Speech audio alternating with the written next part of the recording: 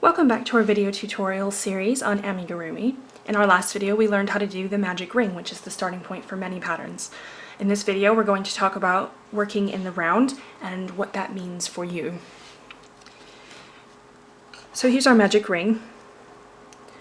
So at this point I'm going to place a stitch marker so that we know where the start of the round is. As you progress and get more used to what your crochet and amigurumi looks like, it'll probably become a bit more of a second nature to you. Alternatively, you could just look at what stitch your tail is in. But instead for this video I'm going to use this little stitch marker. Instead of looping it around the stitch the way you would in knitting, I'm going to loop it here. And it'll just stay there. You don't continue working with it. Okay, so that's all locked in and you can see where the beginning of the round is.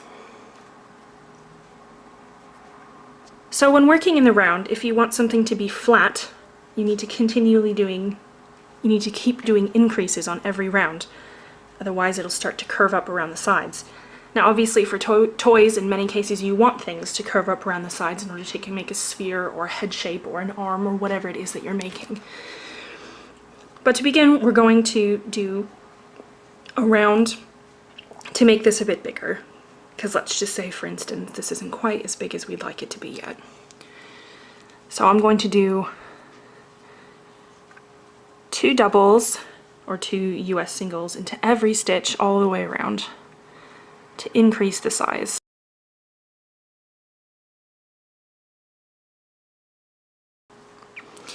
So as you can see, we've crocheted almost all the way around, doing 2 doubles or US singles into every stitch.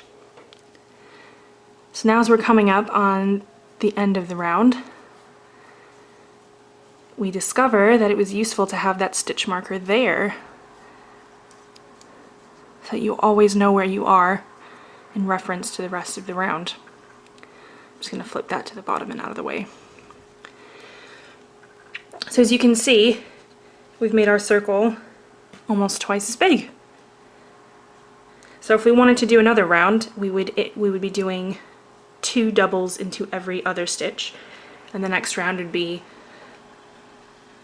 every other stitch, and so on. So for this we're going to slip stitch to the beginning of the round to tighten that up a little bit.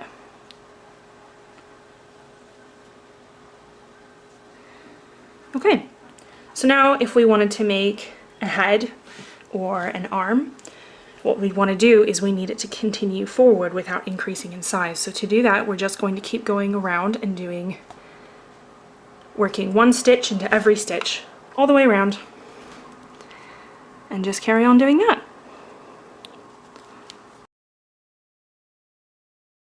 So after working that round, doing 1 stitch into every stitch, you can see that the edges are starting to curl up a little bit. This is why when you're working in the round and you want it to lay flat, you have to keep increasing stitches on every round, otherwise this will happen. Luckily in amigurumi, this is exactly what we want to happen. So let's do a few more rounds and see what happens. So after 3 more rounds of working 1 stitch into every stitch, you now have a little cup. In many patterns, you would then go on to either increase or decrease the stitches depending on what it is you're trying to make.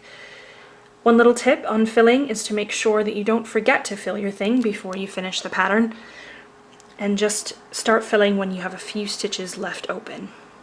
As you can see, the hook here I've chosen was a good choice for me, as the stitches are very close together and not very holy. It's exactly what you want in amigurumi. Otherwise your filling will show through. You'll also notice that in many amigurumi and toy patterns, the stitches that you'll be using aren't very tall. So this was a UK double US single stitch all the way through from the beginning of the magic ring all the way through up to here. The taller your stitch, the more likely that the filling will show through. So the stitches you'll be using are very short, either slip stitches or double crochets.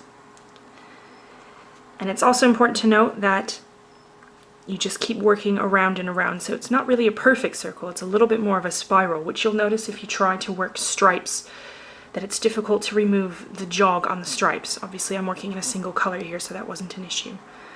There are different methods to trying and reducing the problem with jog striping, but that is for a different video.